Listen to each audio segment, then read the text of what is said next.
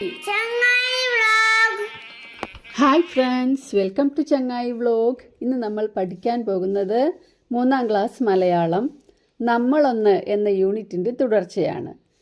ചെടി നമ്മോട് പറയുന്നത് ആ ഭാഗമാണ് ഇന്ന് നമ്മൾ എടുക്കാൻ പോകുന്നത്.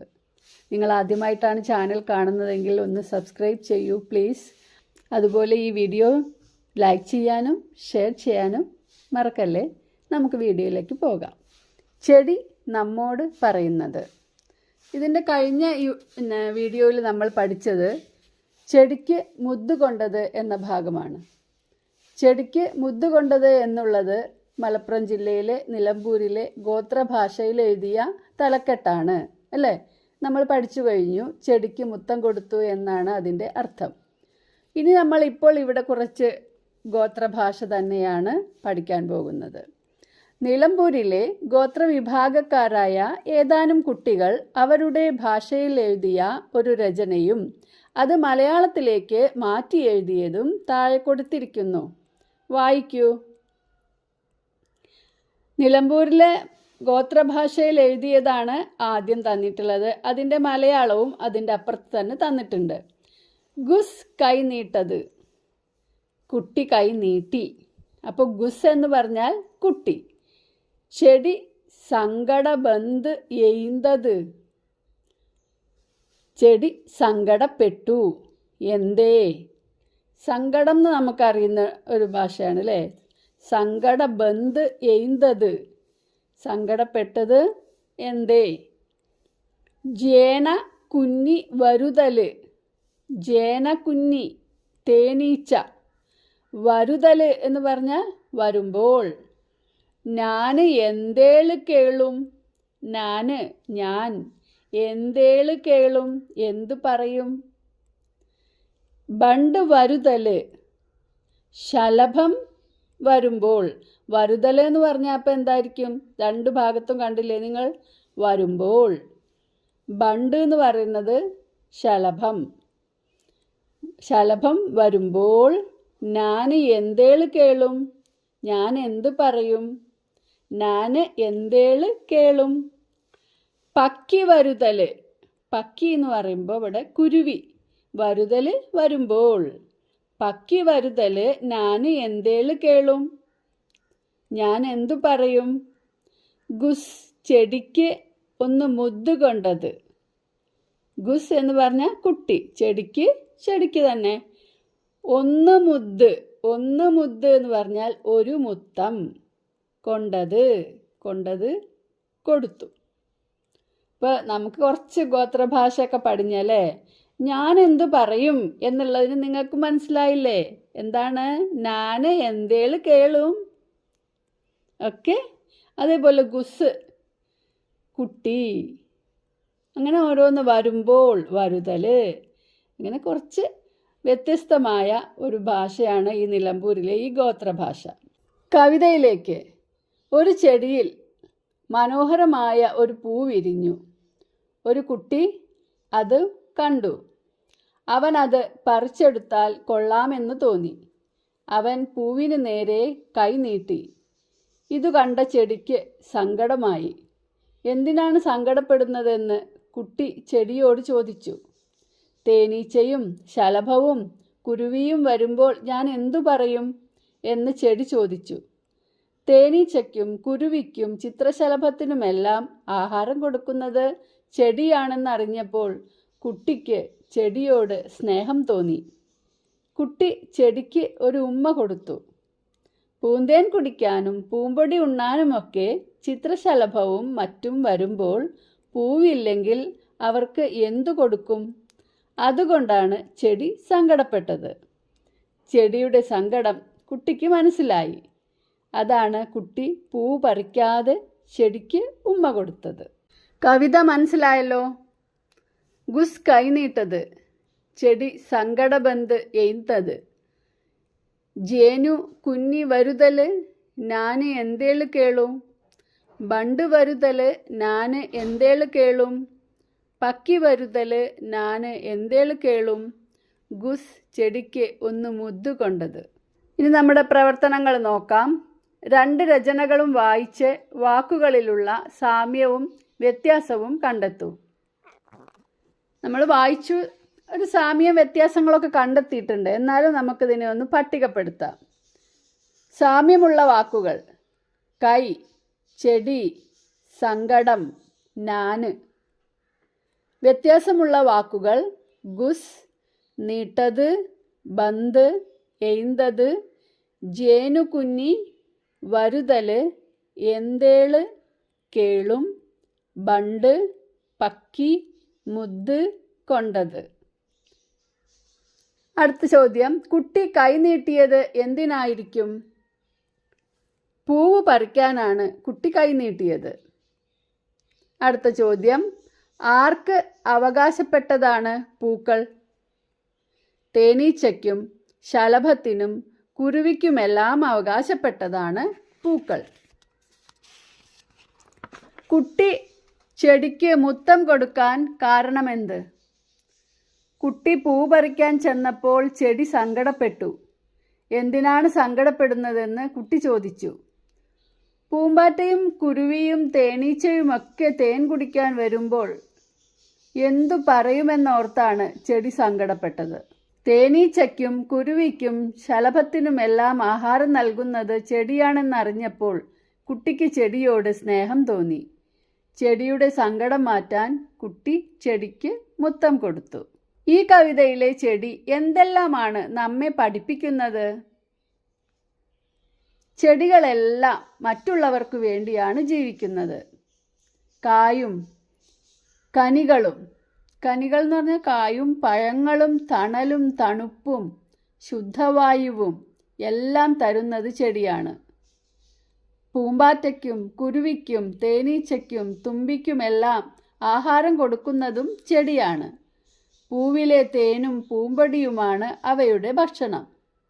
തനിക്കുള്ളതെല്ലാം മറ്റുള്ളവർക്കായി പങ്കുവെക്കുന്നതിലാണ് ചെടി സന്തോഷം കണ്ടെത്തുന്നത്. അതാണ് ചെടി നമ്മെ പഠിപ്പിക്കുന്ന പാഠം. ഈ കവിതയ്ക്ക് തലക്കെട്ട് നൽകൂ.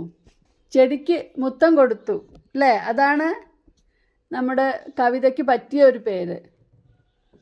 അപ്പോഴോ എന്താ നമ്മൾ കൊടുക്കുക? ചെടിക്കൊരു മുത്തം, അല്ലെങ്കിൽ കുട്ടി നൽകിയ സമ്മാനം. അങ്ങനെ നിങ്ങൾക്ക് ഇഷ്ടമുള്ള ഈ കവിതയ്ക്ക് യോജിച്ച ഒരു തലക്കെട്ട് കൊടുക്കുക. ടീച്ചർ ഒരു ചെറു സിനിമ കാണിച്ചു തന്നല്ലോ. സ്വാതന്ത്ര്യത്തെപ്പറ്റി ഇപ്പോൾ നിങ്ങൾക്ക് കൂടുതലായി എന്തൊക്കെ പറയാൻ കഴിയും? ടീച്ചർ കാണിച്ചു തന്ന സിനിമയെക്കുറിച്ച് ചർച്ച ചെയ്ത് സ്വാതന്ത്ര്യത്തെക്കുറിച്ച് നിങ്ങൾക്ക് പറയാനുള്ളത് നോട്ട് പുസ്തകത്തിൽ എഴുതുക. ചിത്രം നോക്കൂ. പൂ പറിക്കാൻ ചെന്ന കുട്ടിയോട് ചെടി പറഞ്ഞതുപോലെ ചിത്രത്തിലെ ആനയ്ക്ക് നമ്മളോട് എന്തെല്ലാം പറയാനുണ്ടാവും? എഴുതൂ. ഇവിടെ നോക്കൂ. ആനയുടെ രണ്ട് പാപ്പാന്മാരും നിന്ന് ആനയെ ചട്ടം പഠിപ്പിക്കുകയാണ്. ആനയെ നല്ല സ്വതന്ത്രമായി കാട്ടിൽ കൂടെ നടന്നിരുന്ന, ഇഷ്ടമുള്ളത് തിന്നുക, ഇഷ്ടമുള്ളപ്പോൾ കിടക്കാം, ഓടാം, അല്ലേ, വെള്ളം കുടിക്കാം, ഇങ്ങനെയൊക്കെ നടന്നിരുന്ന ആനയെ കാട്ടിൽ നിന്ന് കെണിവെച്ച് പിടിച്ച് നാട്ടിലേക്ക് കൊണ്ടുവന്നിരിക്കുകയാണ്. അല്ലേ? നമ്മൾക്ക് എന്തിനൊക്കെ വേണ്ടിയാണ് നമ്മൾ ഈ ആനയെ ഉപയോഗിക്കുന്നത്? ആനയെ എന്തിനൊക്കെയാണ് ഉപയോഗിക്കുന്നത്? മരം പിടിക്കാൻ ഉപയോഗിക്കാറുണ്ട്, ഉത്സവത്തിന് ഉപയോഗിക്കാറുണ്ട്, പിന്നെ നല്ല ആഘോഷ പരിപാടികൾക്കെല്ലാം ഉപയോഗിക്കാറുണ്ട്. അപ്പോൾ അതിനൊക്കെ വേണ്ടി ആനയെ പഠിപ്പിക്കുന്ന ഒരു ചിത്രമാണ് നമ്മൾ ഇവിടെ കാണുന്നത്. അപ്പോൾ നമ്മുടെ ആനയ്ക്ക് എന്തെല്ലാമാണ് പറയാനുണ്ടാവുക? എൻ്റെ വീട് കാടാണ്, കാട്ടിലാണ് ഞാൻ ജനിച്ചത്. അവിടുത്തെ കാലാവസ്ഥയും ഇലകളും ഒക്കെയാണ് എനിക്കിഷ്ടം. അവിടെയാണെങ്കിൽ എനിക്ക് ഇഷ്ടം പോലെ സഞ്ചരിക്കാൻ കഴിയും. കാട്ടരുവിയിൽ നിന്ന് ഇഷ്ടം പോലെ വെള്ളം കുടിക്കാം, അതിൽ കിടന്ന് നീന്താം, കുളിക്കാം, ആരും നിയന്ത്രിക്കാനില്ല. അവിടെ നിന്നും എന്നെ ഇവിടെ കൊണ്ടുവന്ന് നിങ്ങൾ ചങ്ങലക്കിട്ടും തല്ലിയും ഉപദ്രവിക്കുകയാണ്. ഇവിടുത്തെ ചൂട് എനിക്ക് സഹിക്കാൻ കഴിയില്ല. കാല് ചുട്ടുപൊള്ളുന്ന റോട്ടിലും കോൺക്രീറ്റിലുമൊക്കെ ചവിട്ടി പൊള്ളിപ്പോകാറുണ്ട്. നമ്മൾ റോട്ടിൽ കൂടെയൊക്കെ ആന നടന്നു പോകുമ്പോഴേ, കോൺക്രീറ്റ് ഇട്ട സ്ഥലത്ത് കൂടെയൊക്കെ നടന്നു പോകുമ്പോൾ ആനയുടെ കാല് പൊള്ളിപ്പോകാറുണ്ട്. നിങ്ങളെപ്പോലെ ഈ ഭൂമിയിൽ സ്വാതന്ത്ര്യത്തോടെ ജീവിക്കാൻ അവകാശമുള്ളവരല്ലേ ഞങ്ങളും? ഇങ്ങനെയൊക്കെ നമ്മളോട് ആനയ്ക്ക് സംസാരിക്കാൻ കഴിയുമെങ്കിൽ ചോദിക്കും.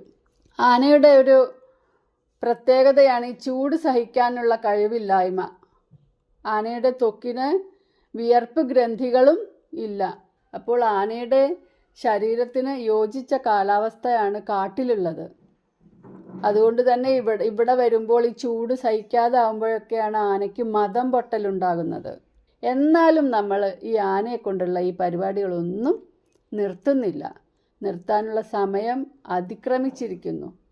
പൂമ്പാറ്റുമ്മ, പൂമ്പാറ്റയുടെ ഉമ്മ ഒരു 3 വയസ്സുകാരി എന്താണ് നമ്മോട് പറയുന്നത്? പൂമ്പാറ്റുമ്മ വായിക്കൂ. ഇതാരാണ് ഈ കഥ എഴുതിയിരിക്കുന്നത്? ഈ പൂമ്പാറ്റ ഉമ്മ എന്ന കുഞ്ഞു കഥ എഴുതിയിരിക്കുന്നത് മെയ് സിത്താര എന്ന കുട്ടിയാണ്. ഇപ്പോൾ മെയ് സിത്താര 2ാം ക്ലാസ്സിലാണ് പഠിക്കുന്നത്. മെയ് സിത്താര കുഞ്ഞുനാൾ മുതൽ കഥ പറയും. എഴുതാൻ വയ്യെങ്കിലും കഥ പറയും. ആ കഥകളൊക്കെ അമ്മ എഴുതി വെച്ചു. ഈ കഥകൾ കൂട്ടിച്ചേർത്ത് സുട്ടുപറഞ്ഞ കഥകൾ എന്ന പേരിൽ ഒരു പുസ്തകം തന്നെ പ്രസിദ്ധീകരിച്ചു. ഈ കഥാപുസ്തകത്തിലെ ഒരു കഥയാണ് പൂമ്പാറ്റുമ്മ. അപ്പോൾ ഈ കഥ എഴുതിയത് ആരാണ്? മെയ് സിത്താര എന്ന 3 വയസ്സുകാരി. എന്തൊക്കെയാണ് അവൾ പറയുന്നത് എന്ന് നോക്കാം. ഒരു പൂമ്പാറ്റക്കുട്ടൻ ഒരു ദിവസം പറന്ന് നടക്കുകയായിരുന്നു. കുട്ടികൾ അങ്ങനെയൊക്കെയല്ലേ സംസാരിക്കുക? ഒരു ദിവസം പറന്നു നടക്കുകയായിരുന്നു, അങ്ങനെയല്ല പറയുക അല്ലേ? നമ്മൾ സംസാരിക്കുന്ന ഭാഷയിലാണ് കഥ എഴുതിയിട്ടുള്ളത്. അങ്ങനെ എഴുതുമ്പോൾ അതിന് നമുക്ക് കുറച്ചുകൂടി രസം കിട്ടുന്നുണ്ട് ഇല്ലേ? അപ്പോൾ നമുക്ക് വായിക്കാം. ഒരു പൂമ്പാറ്റക്കുട്ടൻ ഒരു ദിവസം പറന്ന് നടക്കുകയായിരുന്നു. അവൻ അങ്ങനെ പറന്ന് എൻ്റെ ഊഞ്ഞാലയിൽ വന്നിരുന്ന് ഊഞ്ഞാലാടി. ആരും കൂട്ടില്ലാതായപ്പോൾ അവന് ബോറടിച്ചു. പാവം. എന്നിട്ട് ഊഞ്ഞാലുമേന്നിറങ്ങി മുറ്റത്താകെ പറന്ന് നടന്നു. മഴ നനഞ്ഞ് പൂകളൊക്കെ ഉറങ്ങുമായിരുന്നു. പൂമ്പാറ്റക്കുട്ടന് കളിക്കാൻ ആരെയും കിട്ടിയില്ല. അവന് കുറേ വിഷമമായി. എന്നിട്ടേ ആ പൂമ്പാറ്റക്കുട്ടൻ ആരെയും കാണാതെ പിന്നെയും വിഷമിച്ച് നടന്നു. അപ്പോഴേ സുട്ടു മുറ്റത്തേക്ക് ഓടിച്ചെന്നു. പൂമ്പാറ്റക്കുട്ടന് സന്തോഷമായി. ഓക്കെ. അവൻ പറന്നു വന്ന് സുട്ടുവിൻ്റെ നെറ്റിത്ത് ഒരു ഉമ്മ തന്നു. എന്നിട്ട് അമ്മയുടെ കവിളത്ത് കൺപീലി കൊണ്ട് കുഞ്ഞനൊരുമ്മ കൊടുത്തു സുട്ടു. ആ ഉമ്മ ആരാ കൊടുത്തത്? സുട്ടു. പൂമ്പാറ്റുമ്മ, ഒരു പൂമ്പാറ്റുമ്മ. മെയ് സിത്താര സുട്ടു പറഞ്ഞ കഥകൾ എന്ന ആ പുസ്തകത്തിൽ നിന്നാണ് ഈ കുഞ്ഞു കഥ എടുത്തിട്ടുള്ളത്. മെയ് സിത്താരയാണ് ഇത് എഴുതിയിട്ടുള്ളത്. മനസ്സിലായില്ലേ? ഈ മെയ് സിത്താര എവിടെയാണ്? തൃശ്ശൂർ ജില്ലയിലാണ്. തൃശ്ശൂർ ജില്ലയിലെ കൊടകര ഗവൺമെൻറ് LP സ്കൂളിലെ 2ാം ക്ലാസ് വിദ്യാർത്ഥിയാണ് ഇപ്പോൾ മെയ് സിത്താര. മനസ്സിലായില്ലേ? ഇനി ഇതിലത്തെ ചോദ്യങ്ങൾ നമുക്കൊന്ന് നോക്കാം. വർത്തമാനം പറയുമ്പോൾ ഉപയോഗിക്കുന്ന എന്തെല്ലാം വാക്കുകൾ ഈ കഥയിൽ നിന്ന് കണ്ടെത്താനാവും? ഏതൊക്കെയാണ് വർത്തമാനം പറയുമ്പോൾ ഉപയോഗിക്കുന്ന വാക്കുകൾ?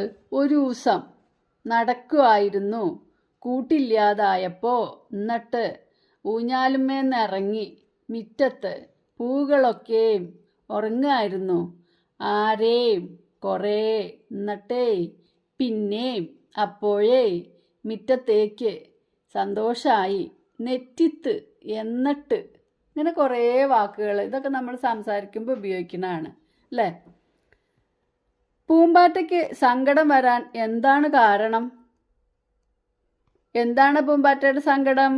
പൂക്കളോടൊപ്പം കളിക്കാനാണ് പൂമ്പാറ്റ മുറ്റത്തെത്തിയത്. മഴ നനഞ്ഞ് പൂക്കളെല്ലാം ഉറക്കമായിരുന്നു. കളിക്കാൻ ആരെയും കിട്ടിയില്ല. അതുകൊണ്ടാണ് പൂമ്പാറ്റയ്ക്ക് സങ്കടം വന്നത്. പൂമ്പാറ്റ എപ്പോഴാണ് സന്തോഷിച്ചത്? പൂമ്പാറ്റ വിഷമിച്ച് നടക്കുന്നത് കണ്ട് സുട്ടു മുറ്റത്തേക്ക് ഓടിച്ചെന്നു. അപ്പോൾ പൂമ്പാറ്റയ്ക്ക് സന്തോഷമായി. ഈ കഥ വായിച്ചപ്പോൾ മനുഷ്യരുടെ സഹോദരങ്ങളായി ആരൊക്കെ വരാമെന്നാണ് നിങ്ങൾ കണ്ടെത്തിയത്? ചെടികളും പൂമ്പാറ്റയും തുമ്പിയും ഉറുമ്പും പുഴുവും പുല്ലും മരവും മൈനയും കാക്കയും കിളികളും അല്ലേ, പൂച്ചയും നായയും, അങ്ങനെ പ്രകൃതിയിലുള്ള നമ്മളെ ഉപദ്രവിക്കാത്ത എല്ലാവരും നമുക്ക് സഹോദരങ്ങളായി വരാം അല്ലേ. ഇപ്പം നമ്മളൊരു കടിക്കുന്ന പട്ടിയുടെ മുന്നിലേക്ക് സഹോദരാന്ന് വിളിച്ച് ചെല്ലാൻ പറ്റില്ല കേട്ടോ. അത് നമ്മൾ നോക്കിയിട്ട് വേണം ചെയ്യാൻ. പ്രകൃതിയോടും അതിലെ ജീവജാലങ്ങളോടും സഹോദര സ്നേഹത്തോടെ വേണം നമ്മൾ പെരുമാറാൻ. ഇപ്പോൾ പ്രകൃതിയിൽ ഇപ്പോൾ മണ്ണാണെങ്കിലും ചെടിയാണെങ്കിലും മരങ്ങളാണെങ്കിലും എല്ലാം നമുക്ക് വേണ്ടി അവരെല്ലാം തരുന്നതാണ്. ഈ ചെടികളൊക്കെ അങ്ങനെയാണ് അല്ലേ. ചെടികൾക്ക് വേണ്ടിയും മരങ്ങൾക്ക് വേണ്ടിയും അല്ല അവർ ജീവിക്കുന്നത്. അതിലുണ്ടാകുന്ന കായകൾ, മരത്തിലുണ്ടാകുന്ന കായകളോ അല്ലെങ്കിൽ പൂക്കളോ അവരുപയോഗിക്കുന്നില്ല. മരത്തിൻ്റെ തണൽ അവരറിയുന്നില്ല. അതെല്ലാം അനുഭവിക്കുന്നത് നമ്മളാണ്. സിത്താരയുടെ അനുഭവം വായിച്ചപ്പോൾ നമുക്കത് നമ്മുടെ അനുഭവമായി തോന്നിയില്ലേ? അപ്പം നിങ്ങൾക്കും തോന്നിയിട്ടുണ്ടാവും ഇങ്ങനെ പൂമ്പാറ്റ പറന്ന് നടക്കുന്നതും അത് നമ്മുടെ കവിളത്തോ നമ്മുടെ ചുമലിലോ ചിലപ്പോൾ വന്നിരുന്നിട്ടൊക്കെ ഉണ്ടാവും. പക്ഷെ അതൊരു കഥയായിട്ട് നമ്മൾ എഴുതി വെച്ചിട്ടുണ്ടാവില്ല അല്ലേ. എന്തെങ്കിലും അനുഭവം, നിങ്ങളും നിങ്ങളുടെ അനുഭവം എഴുതൂ. ഇതുപോലെ എന്തെങ്കിലും, പൂമ്പാറ്റ ആവണമെന്നില്ല, ഉറുമ്പോ തുമ്പിയോ വണ്ടോ അല്ലെങ്കിൽ ഒരു തേരട്ട പോലും അല്ലേ. ഈ ഒരു തേരട്ടേനെ നമ്മൾ നിരീക്ഷിച്ച് നോക്കണം. അപ്പോൾ നിരീക്ഷിച്ച് നോക്കുമ്പോഴേ നമുക്ക് ഇതിന്നൊരു കഥയോ അല്ലെങ്കിൽ കുഞ്ഞു പാട്ടോ ഒക്കെ ഉണ്ടാക്കാൻ കഴിയും. അപ്പോൾ അങ്ങനെയുള്ളൊരു അനുഭവം എഴുതൂ, മറ്റുള്ളവരുമായി പങ്കുവെക്കൂ. ലോകത്തിലെ ഏറ്റവും വലിയ പൂമ്പാറ്റ, അതിൻ്റെ പേരെന്താണെന്നറിയാമോ? ലോകത്തിലെ ഏറ്റവും വലിയ ചിത്രശലഭം ക്യൂൻ അലക്സാൻഡ്രാസ് ബേർഡ് വിങ്. എന്താ പേര്? ക്യൂൻ അലക്സാൻഡ്രാസ് ബേർഡ് വിങ് എന്നാണ് അതിൻ്റെ പേര്. നമ്മുടെ സംസ്ഥാനത്തിൻ്റെ ചിത്രശലഭം, നമ്മുടെ സംസ്ഥാനത്തിന് സംസ്ഥാന വൃക്ഷമുണ്ട്, സംസ്ഥാന പക്ഷിയുണ്ട്, സംസ്ഥാന ഫലമുണ്ട്, ഒക്കെ ഉണ്ട് അല്ലേ. എന്നാൽ സംസ്ഥാനത്തിൻ്റെ ചിത്രശലഭം ഏതാണ്? ബുദ്ധമയൂരി. ഏതാണ്? ബുദ്ധമയൂരി. ഇനി ലോകത്തിലെ ഏറ്റവും വലിയ ചിത്രശലഭത്തിൻ്റെ പേര് നമ്മൾ കണ്ടു, അലക്സാൻഡ്രാസ് ബേർഡ് വിങ്. എന്നാൽ ഇന്ത്യയിലെ ഏറ്റവും വലിയ ചിത്രശലഭത്തിൻ്റെ പേരെന്താണ്? ഗരുഡ ശലഭം. ഗരുഡ ശലഭം. ദക്ഷിണേന്ത്യയിൽ മാത്രമാണ് ഇവയെ കണ്ടുവരുന്നത്. കൃഷ്ണകിരീടം, ചെത്തി തുടങ്ങിയ ചെടികളിൽ ഇവർ നിത്യ സന്ദർശകരാണ്. ഏതൊക്കെ ചെടികളുടെ പൂക്കളാണ് ഇവർക്ക് ഇഷ്ടം? കൃഷ്ണകിരീടം, തെച്ചി. അപ്പോൾ ഇതൊക്കെ വീട്ടിൽ നട്ടു വളർത്തിക്കോളൂ. നമ്മുടെ ചിത്രശലഭങ്ങൾ തീർച്ചയായും വരും. ഇനി നമുക്കൊരു പാട്ട് പാടിയാലോ? പൂമ്പാറ്റയെ കുറിച്ചിട്ടുള്ള ഒരു പാട്ട്. നിങ്ങൾ 1ാം ക്ലാസ്സിലൊക്കെ പഠിച്ചിട്ടുണ്ടായിരിക്കും ഈ പാട്ട്. ശ്രീമതി സുഗതകുമാരി എഴുതിയ പാവാട എന്ന പാട്ട്. നീലിച്ച പൊട്ടുള്ള പാവാട ചുറ്റിയ ചേലേഴും പൂമ്പാറ്റക്കുഞ്ഞേ, ആരു നീനക്കി അഴകുള്ള മിന്നുന്ന പാവാട തയ്പ്പിച്ചു തന്നു, എന്തു മീനുപ്പുള്ള പൊൻപൊടി പൂശിയ ചന്തം തികഞ്ഞ പാവാട. ഇത്തരം പൂമ്പട്ടു വിൽപ്പനയ്ക്കെങ്ങുമേ കിട്ടുകയില്ലല്ലോ കഷ്ടം. എല്ലാവർക്കും നമ്മുടെ ഈ പാഠം നമ്മളൊന്ന് എന്ന ഈ പാഠഭാഗം മനസ്സിലായി എന്ന് വിചാരിക്കുന്നു. അടുത്ത യൂണിറ്റുമായി വീണ്ടും വരാം. Thanks for watching.